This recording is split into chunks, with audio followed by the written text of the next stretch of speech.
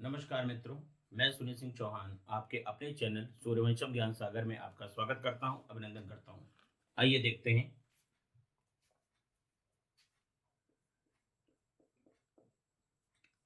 अशोक द्वारा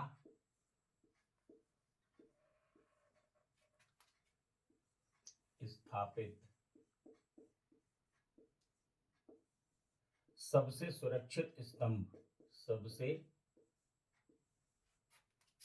सुरक्षित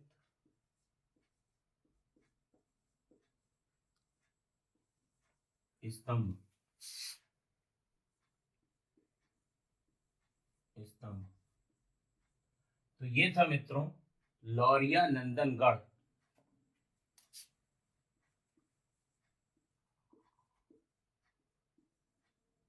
लौरिया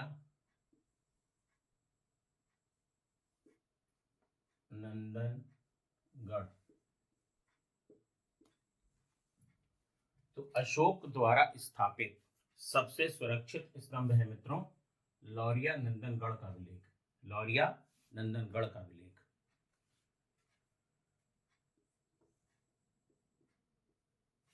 पुराणों की कुल संख्या, पुराणों की कुल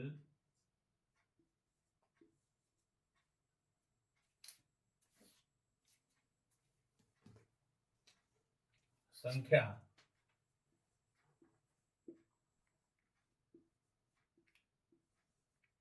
मित्रों है 18। पुराणों की कुल संख्या कितनी है? 18। देखिए पुरुषार्थ,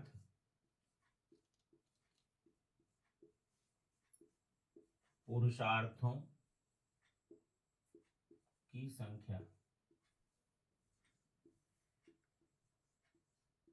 पुरुषार्थों की संख्या है मित्रों 4। ये पुरुषार्थ कौन कौन से हैं? धर्म, दूसरा है अर्थ, अर्थ, तीसरा है काम और चौथा है मोक्ष। धर्म, अर्थ, काम और मोक्ष। धर्म, अर्थ, काम और मोक्ष। तो देखिए पुरुषार्थों की कुल संख्या 4। धर्म, अर्थ, काम और मोक्ष। देखिए ग्रह शासन, गृह शासन आंदोलन, आंदोलन जिसको आप होम रूल आंदोलन भी कह सकते हैं, ये 1916 में, 1916 देखिए गृह शासन आंदोलन एनी बेसेंट,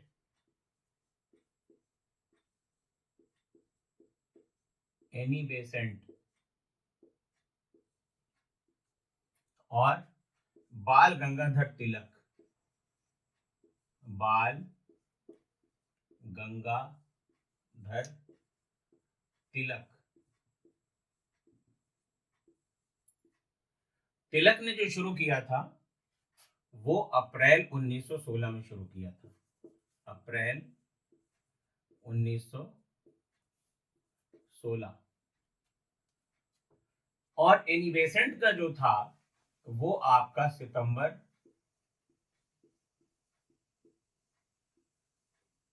1916। देखिए होम रूल आंदोलन का प्रभाव, तो जो बाल गंगाधर तिलक जी का गृह शासन आंदोलन था इसका प्रभाव महाराष्ट्र और कर्नाटक में था बरार तक, लेकिन एनी बेसेंट का जो गृह शासन आंदोलन था उसका प्रभाव पूरे भारत पर था। मित्रों, ये वही समय है जब प्रथम विश्व युद्ध चल रहा था। यहाँ पर प्रथम विश्व युद्ध का समय भी आपको देखना होगा। प्रथम विश्व युद्ध का समय, प्रथम विश्व युद्ध का समय मित्रों 1914 से लेकर के और 1918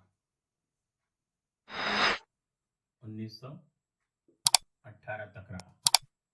तो गृह शासन आंदोलन या होम रूल आंदोलन 1916 बाल गंगाधर तिलक अप्रैल 1916 में प्रारंभ किया गया। तो पहले किसने प्रारंभ किया?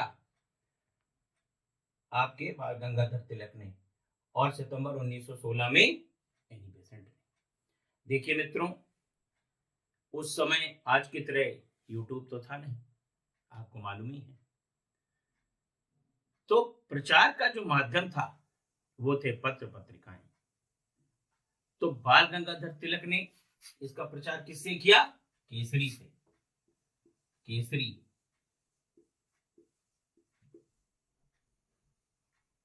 जो कि मराठी भाषा में था, मराठी भाषा में था। और दूसरा पत्र है मित्रों मराठा, जो कि अंग्रेजी भाषा में था, जो कि अंग्रेजी भाषा में था। मित्रों, यह प्रश्न आता है कि अपने कर्तव्य का पालन करते हुए जो पत्रकार भारत में पहली बार जेल गया, बाल गंगाधर तिलक। तो पत्रकारिता का निर्वहन करते हुए अंग्रेजों के जमाने में वो पहला व्यक्ति जो जेल गया बाल गंगाधर तिलक थे। तो तिलक के पत्र केसरी और मराठा। अब यहां पर यह भी देखना होगा कि एनी बेसेंट के कौन कौन से पत्र थे। तो एनी बेसेंट के पत्र थे न्यू कॉमनवील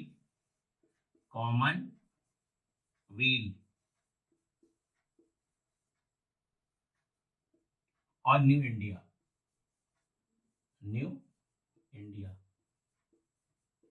कॉमनवील और न्यू इंडिया। तो ये पत्र किसके? बीजी तिलक।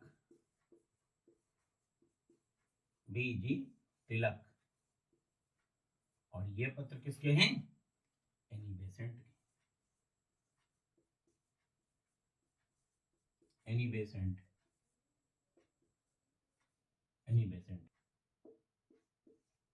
के अधिवेशन, कांग्रेस के प्रमुख अधिवेशन।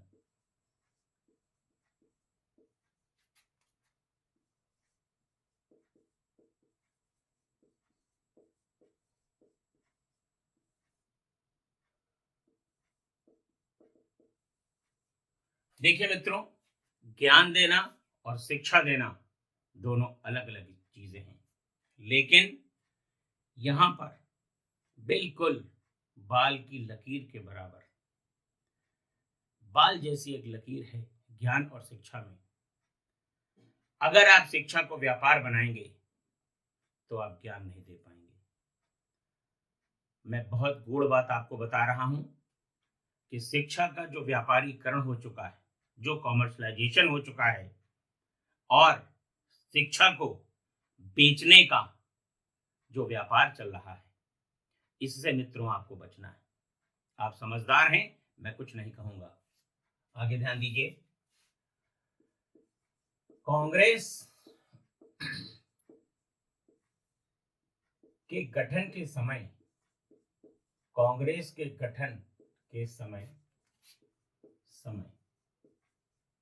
भारत का वायसराय कौन था? भारत का वायसराय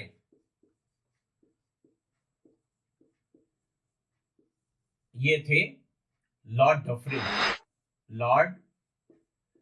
डफरिन। देखिए मित्रों, 1857 का जब विद्रोह हुआ, उसके बाद देश में अंग्रेजों के खिलाफ एक तरफ लोगों में रोष था। वो चाहते थे कि अंग्रेज भारत छोड़कर चले जाएं, लेकिन इसके लिए कोई दशा और दिशा नहीं मिल रही थी क्रांतिकारियों को, जिस कारण 1857 का विद्रोह असफल तो हुआ, लेकिन उसने एक वो रास्ता तैयार कर दिया और उसी रास्ते पर चलकर हमारे स्वतंत्रता संग्राम सेनानियों ने भारत को आजादी दिलाई। आजकल कुछ लोग उस आजादी पर भी टिप्पणी कर देते हैं। आगे ध्यान दीजिए।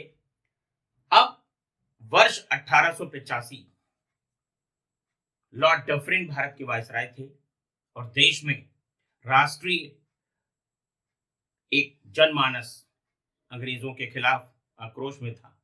उस आक्रोश को मिटाने के लिए उन्होंने किसे बुलाया?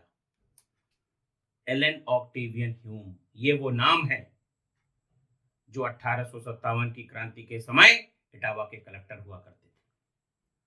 इसमें कोई शक नहीं कि ए ह्यूम को लॉर्ड डफरिन ने इस वजह से बुलाया कि देश में बढ़ता हुआ जो आक्रोश है उसको शांत करने के लिए कोई उपाय बताएं, और कांग्रेस का गठन करवाया।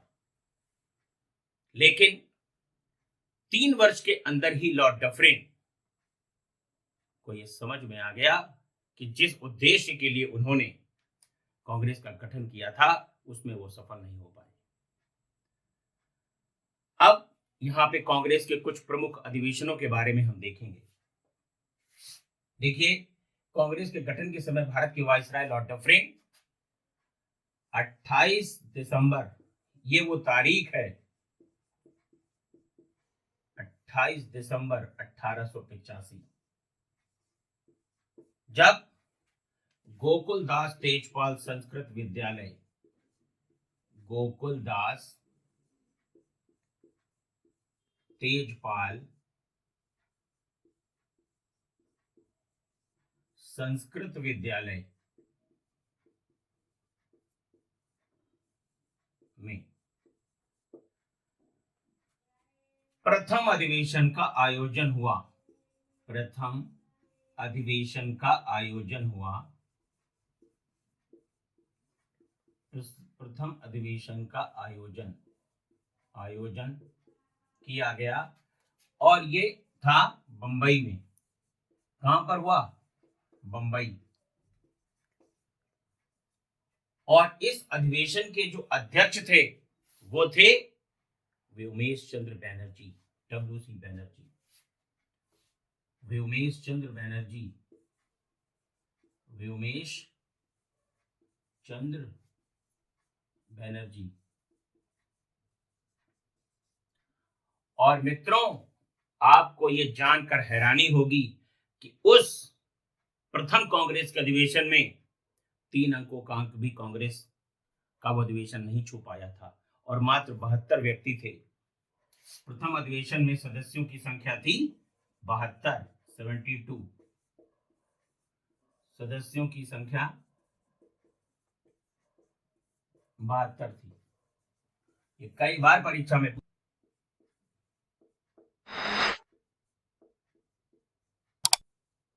देखिए, कांग्रेस का द्वितीय अधिवेशन, कांग्रेस का द्वितीय अधिवेशन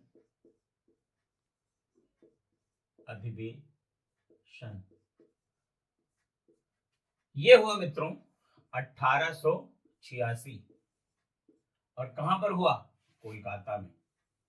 उस समय मित्रों कलकत्ता था, इसलिए हम कलकत्ता ही लिखेंगे।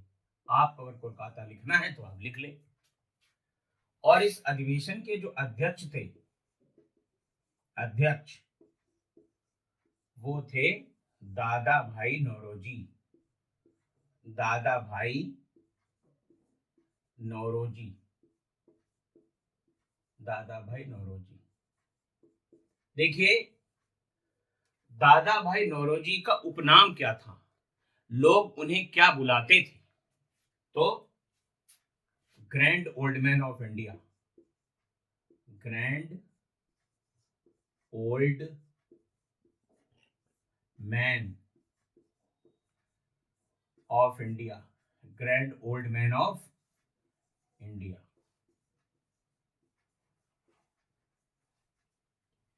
वैसे मित्रों, अब भारत अच्छा लगता है, इंडिया कहना अच्छा नहीं लगता, इसलिए आप लोग भारत पर ही ज्यादा फोकस करिए।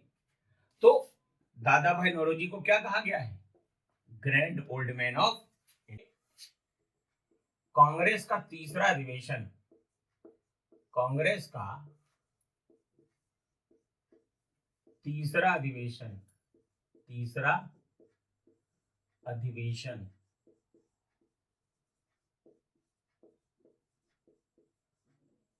मित्रों 1887 में, 1887 ईस्वी। और इसके जो अध्यक्ष थे वो थे बदरुद्दीन तैयब जी। तो मद्रास में ये आयोजित हुआ और इसके अध्यक्ष थे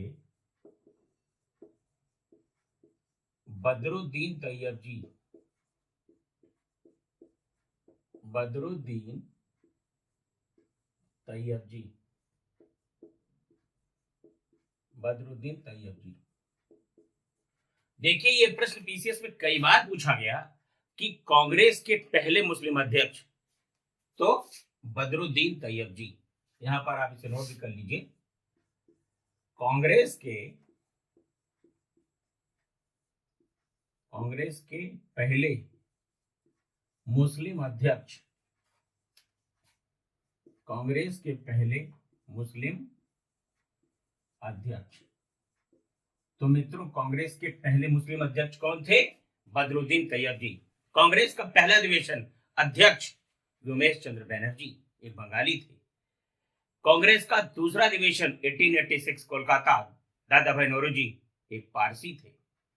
और कांग्रेस का तीसरा अधिवेशन जो कि मद्रास में आयोजित किया गया 1887 में, और बदरुद्दीन तैयब जी इसके अध्यक्ष बने। तो कांग्रेस के पहले मुस्लिम अध्यक्ष बदरुद्दीन तैयब जी। कांग्रेस का चौथा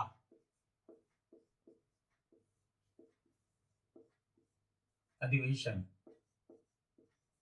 कांग्रेस का चौथा अधिवेशन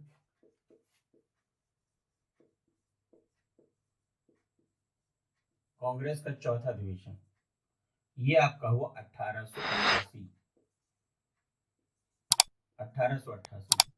और जानते हैं मित्रों कहां हुआ? इलाहाबाद में। स्थान इलाहाबाद,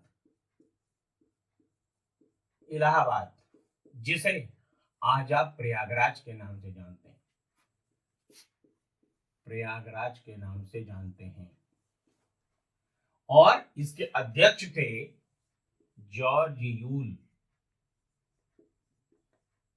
जॉर्ज यूल। कहीं पर आपको यूल मिलेगा, कहीं यूले मिलेगा, उससे आपको परेशान होने की जरूरत नहीं है। और पहले ईसाई अध्यक्ष, और ये कांग्रेस के पहले ईसाई अध्यक्ष हैं, जॉर्ज यूल। और मित्रों आप जानते हैं कांग्रेस के बारे में किसने क्या क्या कहा? कांग्रेस एक बहुत गंदी चीज है, ये लॉर्ड कर्जन का स्टेटमेंट है। 1903 में लॉर्ड कर्जन ने इस बात को कहा कि कांग्रेस एक बहुत ही गंदी चीज है। महात्मा गांधी ने क्या कहा मित्रों, आप सुनकर हैरान रह जाएंगे कि आजादी के बाद कांग्रेस को समाप्त कर देना चाहिए, इसका अस्तित्व ही समाप्त कर देना चाहिए। हमारे सम्मानीय प्रधानमंत्री श्री नरेंद्र मोदी जी ने कांग्रेस के बारे में क्या कहा कि कांग्रेस अब बूढ़ी हो चली है। तो इन नेताओं ने कांग्रेस के बारे में जो जो कहा है वो मैंने आपके सामने रखा। आगे ध्यान दीजिए। कांग्रेस का पांचवा अधिवेशन, कांग्रेस का पांचवा अधिवेशन 1889, 1889। और इसका जो स्थान था पुनः बंबई, बंबई, आप लोग मुंबई कर लीजिएगा, बंबई। और अध्यक्ष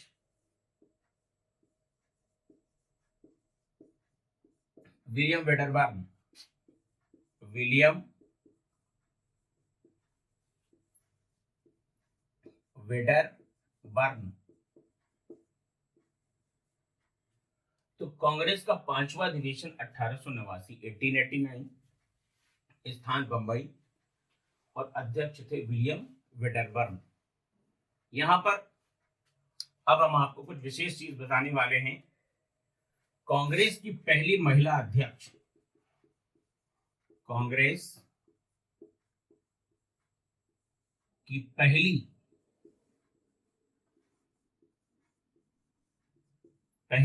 महिला अध्यक्ष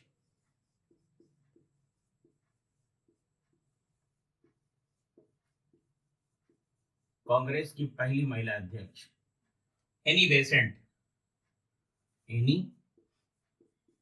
बेसेंट, एनी बेसेंट। तो कांग्रेस की पहली महिला अध्यक्ष एनी बेसेंट, और ये कब बनी? कलकत्ता अधिवेशन, कलकत्ता अधिवेशन, कलकत्ता अधिवेशन 1917 में, 1917 में। तो कांग्रेस की पहली महिला अध्यक्ष एनी बेसेंट, और ये एक आयरिश महिला थी, आयरलैंड से आई थी, और 1917 के कलकत्ता अधिवेशन में इनको अध्यक्ष बनाया गया था। दूसरी महिला अध्यक्ष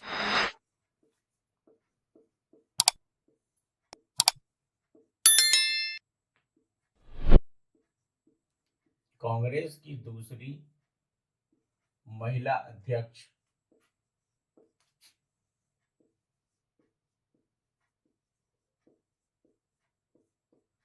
सरोजनी नायडू,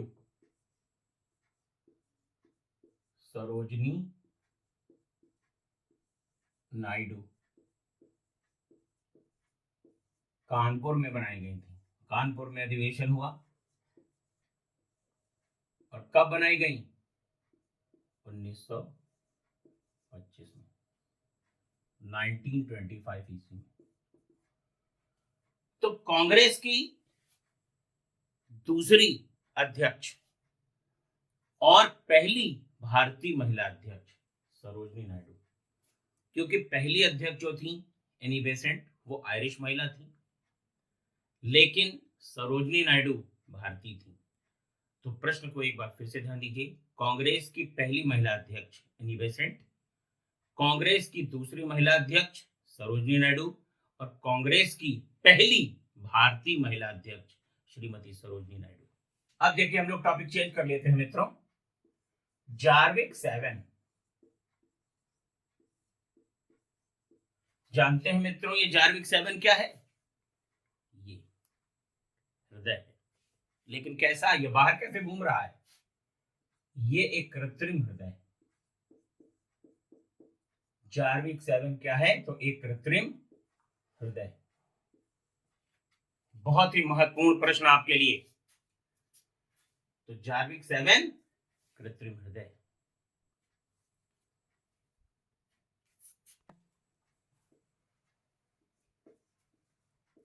विटामिन ई का रासायनिक नाम क्या है मित्रों? Tocopherol, tocopherol.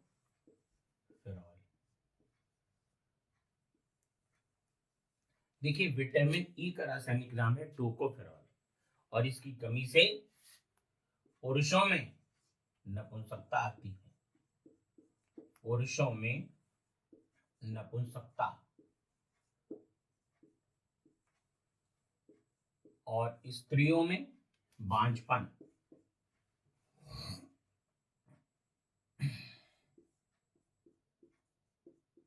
और स्त्रियों में बांझपन।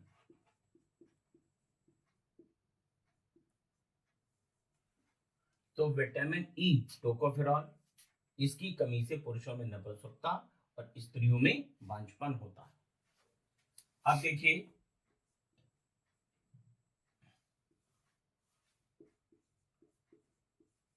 सबसे अधिक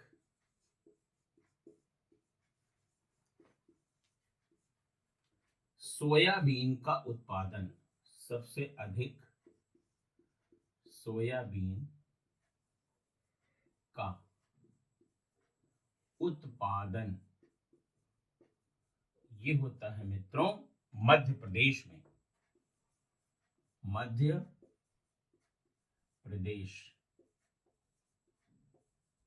मध्य प्रदेश में। तो सर्वाधिक सोयाबीन का उत्पादन किस राज्य में होता है? मध्य प्रदेश में होता है। विटामिन ई का रासायनिक नाम क्या है? टोकोफेरॉल। पुरुषों में इसकी कमी से क्या होता है? नपुंसकता आती है, स्त्रियों में बांझपन होता है। अब देखिए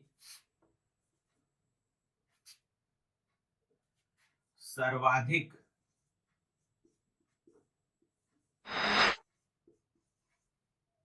गेहूं, सर्वाधिक गेहूं उत्पादक राज्य,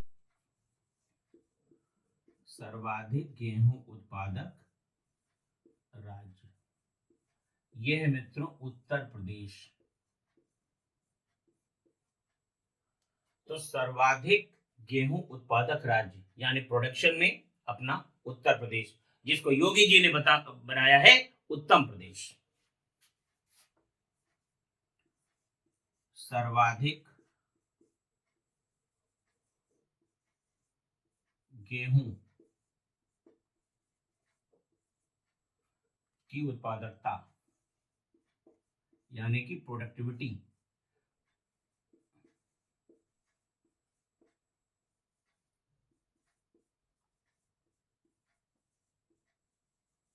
ये है आपका मित्रों पंजाब। पंजाब देखिए गेहूं का total production all over India सबसे ज्यादा किस राज्य में है मित्रों? तो वो आपका है उत्तर प्रदेश में। लेकिन अगर उत्पादकता की बात आ जाए तो वो पंजाब में। प्रोडक्टिविटी का मतलब ये होता है कि जितनी पैदावार उत्तर प्रदेश में 10 हेक्टेयर में हुई उतनी पंजाब में केवल 6 हेक्टेयर में हुई। ये प्रोडक्टिविटी होती है मित्रों। तो सर्वाधिक गेहूं उत्पादक राज्य उत्तर प्रदेश और सर्वाधिक गेहूं की उत्पादकता वाला राज्य पंजाब। भारत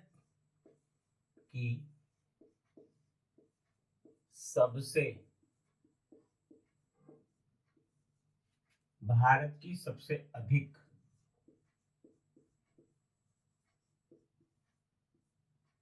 सीमा रेखा, ये लड़कियों के नाम नहीं है, ये बॉर्डर की बात हो रही है। भारत की सबसे अधिक सीमा रेखा साझा होती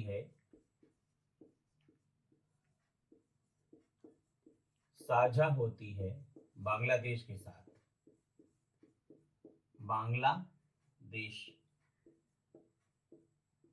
के साथ ये मैं स्थलीय सीमा की बात कर रहा हूं मित्रों। भारत की सबसे लंबी तटीय रेखा, भारत की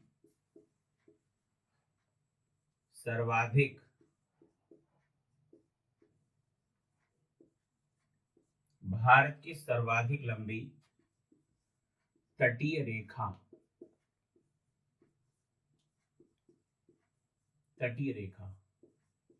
ये मित्रों गुजरात।